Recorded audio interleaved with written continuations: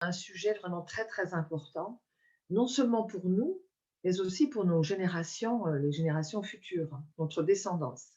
Alors, c'est vrai que je vous ai beaucoup parlé au cours des précédents messages d'héritage générationnel. Vous vous souvenez pour la colère, les liens d'âme, le rejet, enfin pour pratiquement chaque message, il y avait une allusion, à cet héritage générationnel. Donc je crois qu'il est temps quand même d'apporter, de développer un petit peu ce sujet. Alors je vais partir du verset de 1 Jean 1,9. Si nous confessons nos péchés, il est fidèle et juste pour nous les pardonner et pour nous purifier de toute iniquité. Alors, dans ce verset, nous voyons que Jean fait la distinction entre péché et iniquité. Donc, nous allons voir déjà un peu la différence entre les deux, les définitions de ces deux mots. Alors, qu'est-ce que le péché?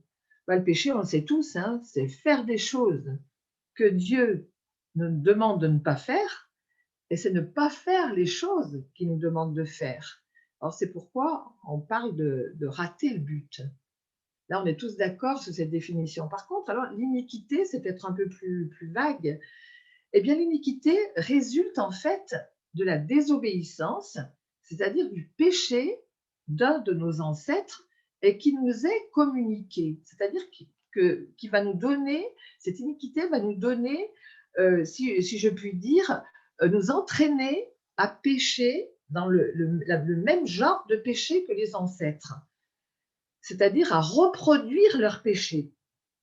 Donc, c'est pour nous, si vous voulez, comme une faiblesse, on va dire une tendance qui nous pousse, qui nous est transmise à travers les générations et qui nous pousse à reproduire le péché que nos ancêtres ont donc fait.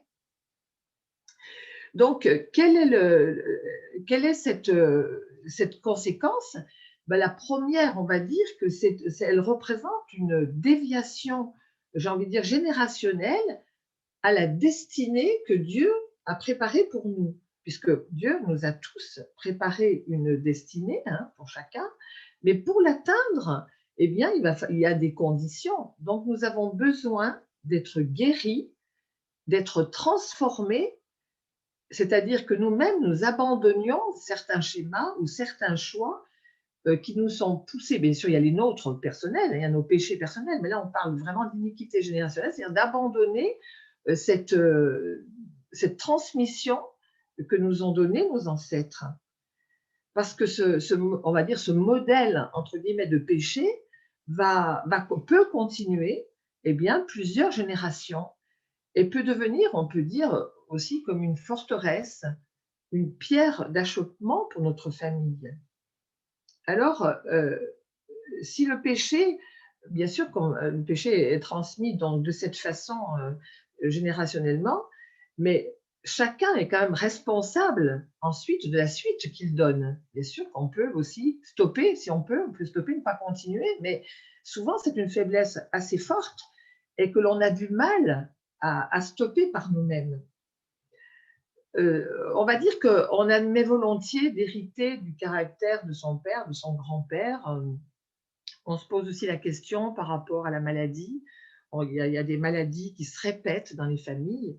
Donc ça, on est prête à le concevoir. Mais seulement ce qu'il y a, c'est qu'on ne peut pas toujours penser qu'il y a derrière un héritage spirituel. Et souvent, ces héritages sont très, très profonds, très, très durs. Comme conséquence, ce sont les péchés surtout sexuels et les péchés d'occultisme. Dieu nous a donné des règles, mais il nous a donné la liberté de les appliquer ou non. Donc, si nous ne les appliquons pas, eh bien, qu'est-ce qui se passe? C'est que nous nous mettons nous-mêmes, on va dire, sous la malédiction si on ne respecte pas ces règles, et c'est une porte ouverte à l'ennemi dans nos vies, et après qui se perpétue, donc, comme vous l'avez compris, sur les générations futures. Donc, ce soit vraiment des lois spirituelles que Dieu a établies. Et donc, l'iniquité, c'est donc la transgression de ces lois par nos ancêtres, parce qu'ils sont sortis du cadre que Dieu nous avait donné, donc ils se conduisent de façon inique, donc ce qui donne, donc hors la loi, donc inique, qui nous donne cette iniquité générationnelle. Eh bien, pour illustrer, on va déjà parler d'Adam et Ève, hein, qui ont été, eux, dans la désobéissance. Hein. Dieu leur avait dit, tu ne mangeras pas des fruits de cet arbre. Et qu'est-ce qu'ils ont fait? Ben, ils en ont mangé. Donc, ils ont désobéi. Et par là, on peut dire que la désobéissance est rentrée dans la lignée. Donc, si nous ne traitons pas ce problème, eh bien, nous allons pécher aussi dans la désobéissance. Ça va se perpétuer. Donc, on voit très bien que les péchés ne nous impactent pas que nous, mais ils vont aussi impacter nos générations futures. Alors, conséquences, quelles sont les conséquences du péché dans la lignée familiale? Eh bien, on sait que certains péchés, comme je vous l'ai dit, peuvent provoquer des malédictions très particulières. Comme je vous l'ai dit, hein, le péché sexuel, et on l'a vu surtout quand on a étudié, rappelez-vous, les liens d'âme. C'était des liens très, très forts, très, très difficiles à surmonter. Et puis, donc, je le rappelle encore, l'occultisme. Alors, qu'est-ce que ça veut dire, cette iniquité générationnelle? Eh bien, ça veut dire que l'on vient au monde et que l'on a déjà, on va dire, un fardeau sur les épaules. On n'a rien fait, on n'a pas péché, mais on vient donc avec les conséquences des péchés de nos ancêtres, nos parents, nos grands-parents, et ça peut aller loin, on verra, puisque Dieu nous a bien avertis des conséquences qu'il pouvait y avoir. Donc, bien sûr que l'on vient au monde pas qu'avec de mauvaises choses, hein, mais là, ce n'est pas le sujet d'aujourd'hui. On vient aussi avec des bénédictions, hein, parce que nos ancêtres n'ont pas fait que de mauvaises choses. Il y a aussi des bénédictions, ça, il est évident qu'on les accepte facilement, mais il y a aussi le mauvais. Et donc, c'est dont il faut ce mauvais, le mauvais, on doit s'en séparer, on doit le soigner, parce qu'il faut s'en débarrasser, il faut guérir de ça. Donc, on verra plus tard comment faire. Alors, quand on arrive au Seigneur, c'est vrai qu'on fait un nettoyage de toute notre vie passée. On va régler par rapport à nos propres péchés, nos manquements, enfin tout ce qui… Et on se croit tranquille, on dit: «Ça y est, j'ai fait le ménage, tout va bien se passer». Mais qu'est-ce qu'on voit? Que non, au fur et à mesure du temps, eh bien, des choses que l'on croyait réglées, eh bien, reviennent. Des problèmes que l'on croyait terminés, eh bien, ressurgissent. Et pourquoi? Parce que la racine n'a pas été enlevée, et la racine se trouve justement dans cette iniquité générationnelle. Nous, on a traité les péchés que l'on a faits, qui suivent les péchés de nos ancêtres, mais on n'est pas allé à la racine. Donc forcément, ils vont réapparaître. Donc c'est ce dont il faut prendre conscience. Et ça, on verra qu'il faut le Saint-Esprit pour nous guider, parce que comment faire pour savoir comment se sont conduits nos pères, nos ancêtres? Ça, c'est quand même bien difficile. Et je me souviens, dans un séminaire de guérison, il y avait un homme qui était venu pour traiter un problème sur la pornographie.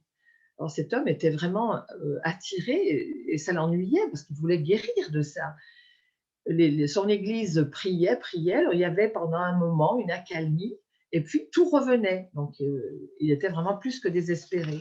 Et au cours de ce séminaire, eh bien, le Saint-Esprit a vraiment dévoilé que c'était ses ancêtres qui avaient péché dans ce domaine, et lui, eh bien, il avait cette attirance naturelle. Alors évidemment, quand le Saint-Esprit nous le dévoile, qu'est-ce qu'on fait, hein? On rentre, comme on le sait, dans le pardon des ancêtres, etc. Et son problème a été réglé, fini. Alors que s'il n'avait pas été à l'écoute, les personnes n'avaient pas été à l'écoute du Saint-Esprit, mais il allait non seulement lui continuer dans ce péché, et en plus il allait le transmettre à ses générations futures.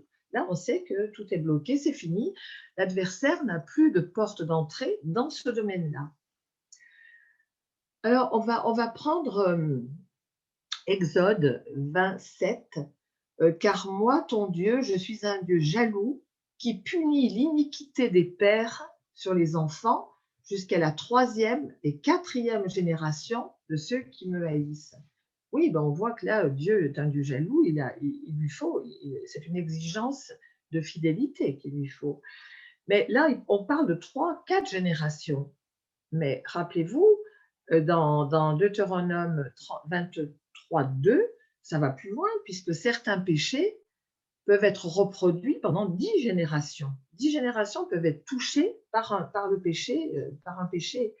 Donc, ce verset nous dit, celui qui est issu d'une union illicite, n'entrera point dans l'assemblée de l'Éternel, même sa 10e génération n'entrera point dans l'assemblée de l'Éternel. Alors, on dit bien issu d'une union illicite. Alors, qu'est-ce que ça veut dire? Ben là, il est nettement fait allusion à un enfant qui est né hors mariage.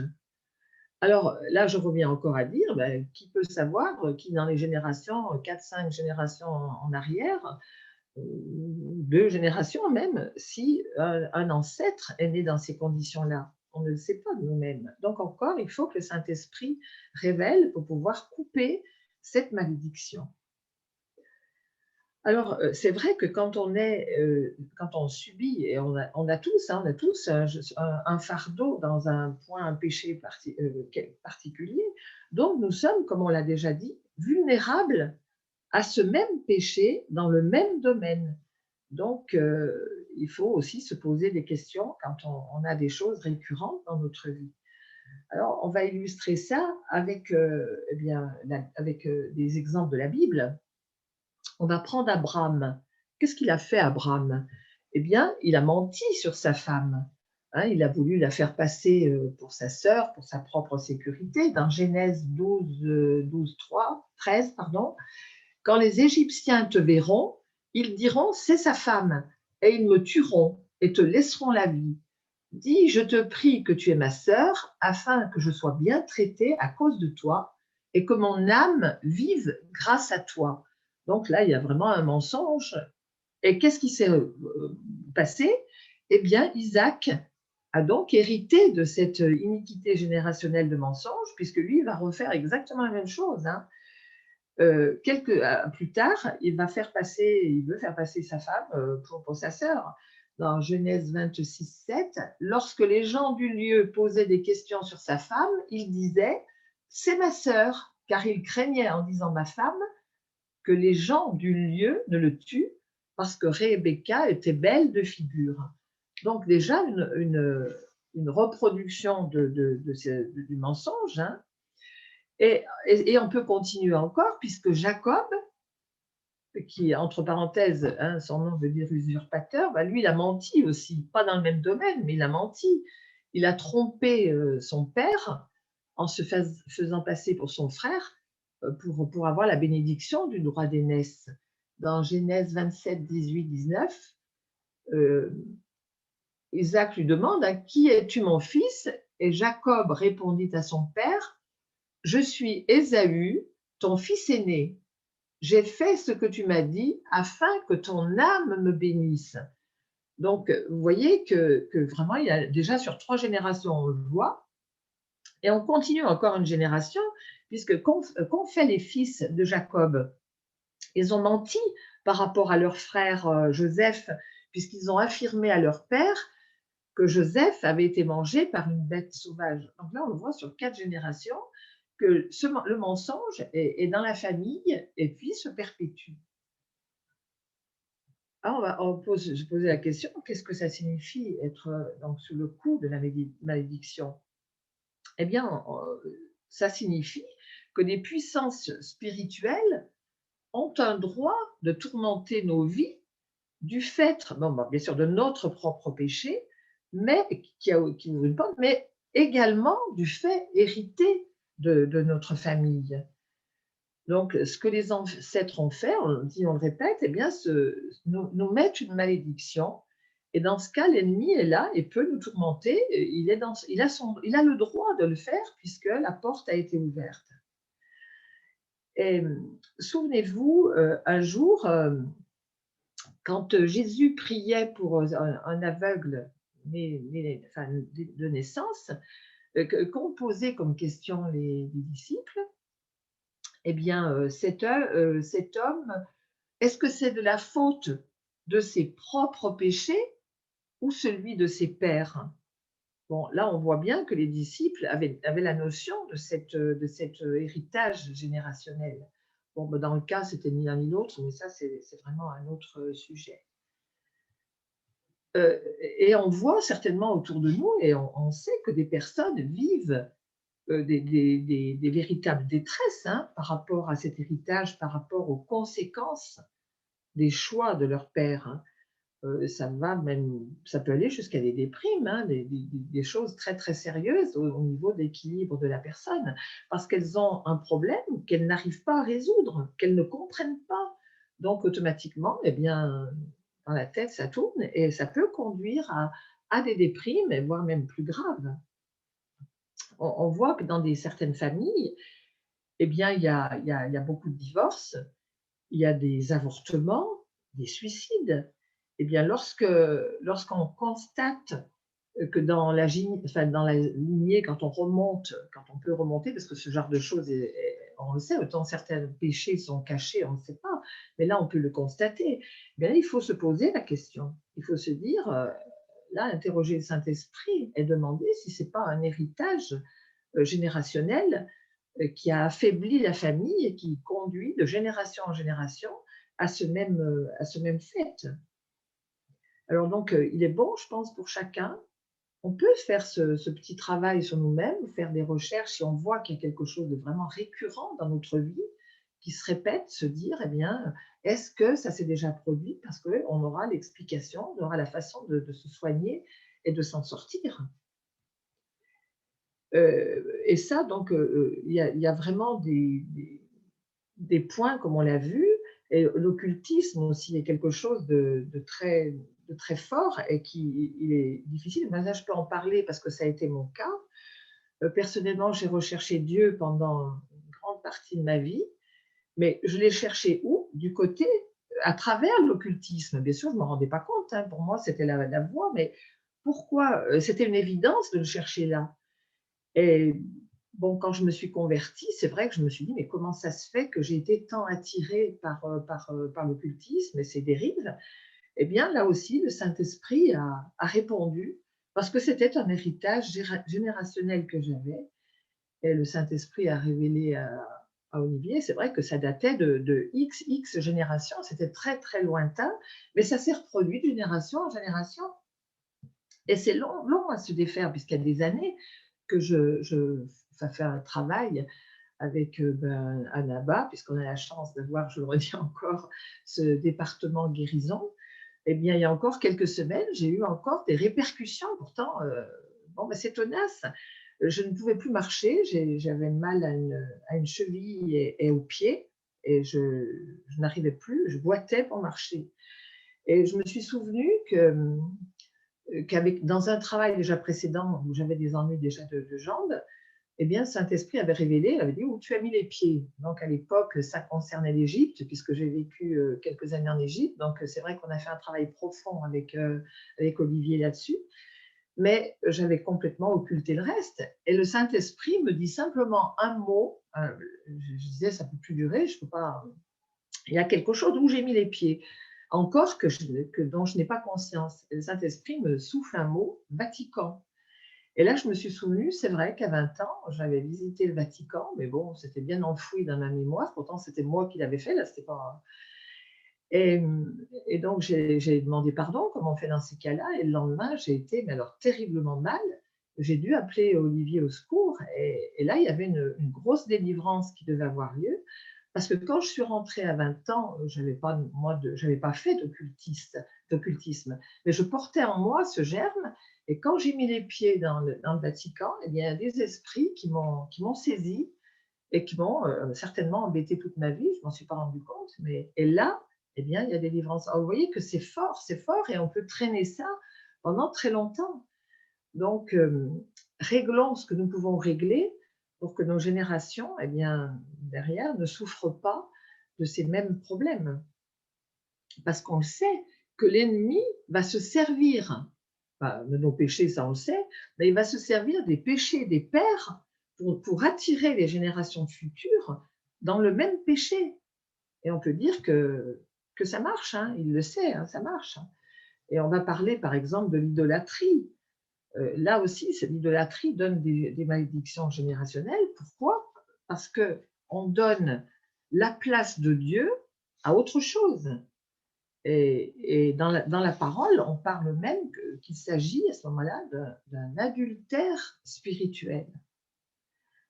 Et dans Exode 20, 5, 7, tu ne feras point d'image taillée, ni de représentation quelconque des choses qui sont en haut dans les cieux, qui sont en bas sur la terre, et qui sont dans les eaux plus bas que la terre. Tu ne te prosterneras point devant elles, et tu ne les serviras point. Car moi, ton Dieu, on rejoint ce qu'on a dit tout à l'heure, je suis un Dieu jaloux qui punit l'iniquité des pères sur les enfants jusqu'à la troisième, etc., génération de ceux qui me haïssent.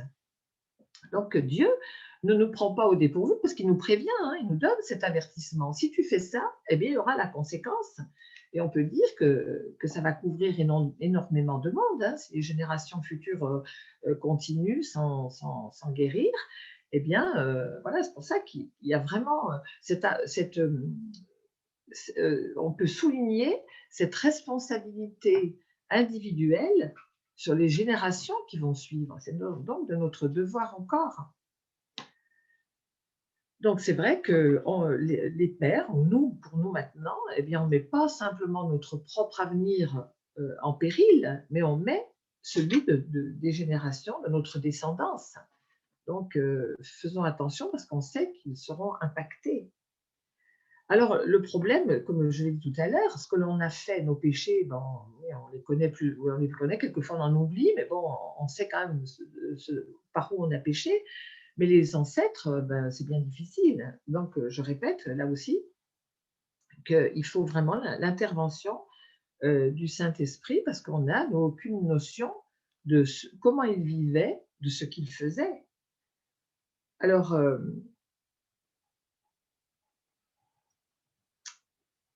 on va reprendre aussi un exemple dans la Bible. On va reprendre l'exemple de David. On peut dire que sa famille a connu la malédiction. Hein. Nous nous souvenons qu'il avait prévu la mort d'Uri, le mari de Bathsheba. Vous vous souvenez à quelle fin? Et le prophète Nathan va lui annoncer tu l'as tué, donc Uri, par l'épée.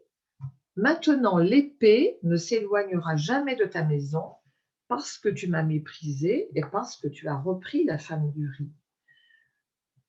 Et on sait que les descendants de David, dans la descendance, il y a toujours eu quand même de la violence, des combats, des guerres. Ça a commencé, vous vous souvenez, par Tamar qui a été violée par son frère, Amnon, qui lui fut tué par son autre frère, Absalom.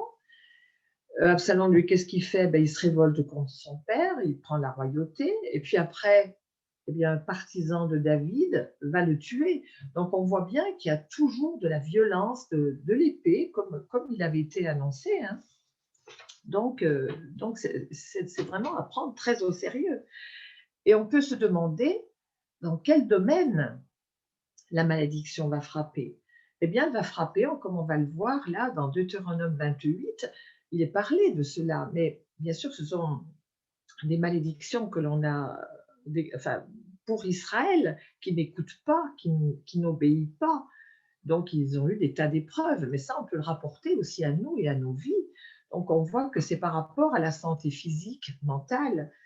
Dans Deutéronome 28, 21, l'Éternel attachera à toi la peste jusqu'à ce qu'elle te consume. L'Éternel te frappera de langueur, de fièvre, d'inflammation, de chaleur brûlante, de dessèchement, de jaunisse et de gangrène qui te poursuivront, etc. Donc ça, on voit que c'est par rapport à la santé. Il y a aussi par rapport à la prospérité. Dans le verset 20, l'Éternel enverra contre toi la malédiction, le trouble et la menace au milieu de toutes les entreprises que tu feras. Et puis par rapport à la famille, donc ce qui est quand même très important, dans le verset 30, tu auras une fiancée et un autre homme couchera avec elle, tu bâtiras une maison et tu ne l'habiteras pas. Donc qu'est-ce qu'on voit? Eh bien que la malédiction va toucher absolument tous les domaines de notre vie. Et là, c'est aussi un petit témoignage que j'ai lu. C'était une personne qui avait une infection pulmonaire récurrente, grave, qui l'empêchait vraiment de vivre normalement. Donc, il a consulté, bien sûr, X médecins spécialistes qui lui ont donné des traitements, mais rien n'y faisait. C'est-à-dire qu'il était toujours accablé de la même façon. Et c'est pareil, hein, il s'agissait en fait d'une malédiction générationnelle, donc elle s'est manifestée dans le physique, mais la cause était quand même spirituelle. Alors, quand on réussit avec le Saint-Esprit à trouver cette cause, eh bien, on est sauvé parce qu'après, on fait les démarches qu'il faut et on n'en parle plus. C'est comme dans le domaine financier, il y a des personnes qui ont toujours des problèmes financiers. D'autres, ça va être des accidents à répétition dans leur vie. Alors, du moment, c'est ça, comme je le dis depuis le début, du moment que c'est récurrent, bien sûr que vous avez 2 accidents de suite, ça ne veut pas dire que vous êtes sous l'iniquité générationnelle, mais lorsque ça se reproduit quand même, c'est vraiment récurrent, eh bien, là, on peut se poser des questions si ce n'est pas un signe d'une malédiction qui vient d'une iniquité générationnelle. Mais enfin, de toute façon, lorsque le péché est dévoilé, dans tous les cas, lorsqu'il est dévoilé, eh bien, confesser et pardonner, mais tout s'arrête. C'est-à-dire que c'est fini, c'est traité, guéri, on n'en parle plus. Parce que ce genre de situation va nous bloquer, nous font souffrir déjà, ça c'est sûr, mais ça nous empêche aussi d'avancer. Donc, il y a des blocages à tout niveau et surtout au niveau spirituel et on n'en a pas du tout conscience. Donc, on se débat, mais sans résultat. Donc, comment sort-on de ce principe? Eh bien, comme chaque fois, je vous dis que Dieu nous aime tellement que pour lui, c'est une souffrance aussi de nous voir souffrir. Donc, son but et son souhait, c'est que nous sortions de ces difficultés pour pouvoir vivre pleinement eh bien, tout ce qu'il a préparé pour nous et surtout accueillir toutes ces bénédictions et puis rentrer dans cette destinée. On peut faire le parallèle avec une rivière. Hein. Si on veut dépolluer une rivière, eh bien, il faut aller où? À la source. Il faut aller à la source. Mais nous, c'est pareil. Quand on a des maux récurrents, eh bien, il ne suffit pas de soigner le mot, comme on commence quelquefois par ça, on soigne la conséquence, mais la racine n'étant pas soignée, eh bien, tout cela va se reproduire comme dans le jardin. Hein, vous arrachez l'herbe, mais l'herbe va repousser puisque la racine est toujours là. Mais là, c'est le cas pour l'iniquité générationnelle. Et David, je prends le psaume 51, 7, verset 7 de David, qui dit « Voici, je suis né dans l'iniquité et ma mère conçue dans l'iniquité. » Et le Lévitique 20, 40, ils confesseront leurs iniquités, les iniquités de leur père, les transgressions qu'ils ont commises envers moi, bon, etc. Donc on voit que Dieu nous a rachetés de la malédiction, hein, parce que Jésus, quand même, est mort comme un homme, on va dire, maudit sur la croix, mais parce qu'il a changé la malédiction en bénédiction.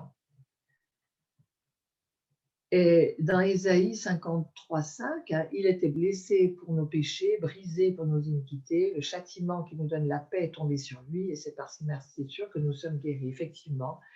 Donc, comment faire? Là, on arrive au point final. Le Saint-Esprit a travaillé avec nous, on sait, on connaît les iniquités générationnelles, eh bien, que faisons-nous? Une fois qu'on lui est invité donc à tout nous dévoiler, eh bien, il faut confesser ses péchés, les péchés de nos ancêtres, comme le dit Néhémie. Ceux qui étaient de la race d'Israël, s'étant séparés de tous les étrangers, se présentèrent et confessèrent leurs péchés et les iniquités de leurs pères. Donc nous, c'est ce que nous sommes aussi invités à faire. Donc, pardonner à nos ancêtres les effets de leurs péchés sur nos vies. Et puis, il faut aussi que nous repentions parce que, qu'est-ce qu'on a fait? On a péché quand même si on s'en rend compte à un moment, mais on a quand même péché en amont de la manière similaire. Donc, ce qu'ils nous ont donné comme héritage, on l'a fait. Et donc, comme dit 1 Jean 1,9, on le reprend, si nous confessons nos péchés, il est fidèle et juste pour nous les pardonner et pour nous purifier de toute iniquité. Donc là, mais j'insiste quand même sur un fait, C'est attention de ne pas couvrir nos propres péchés avec l'excuse: «Oh, moi, j'ai hérité de ça de mes grands-parents, c'est pas de ma faute, hein, moi, je subis». Non, non, on est tous responsables. Oui, c'est vrai qu'on a été impactés, par leurs péchés, par cette iniquité, mais après nous, nous sommes responsables de ce que nous faisons.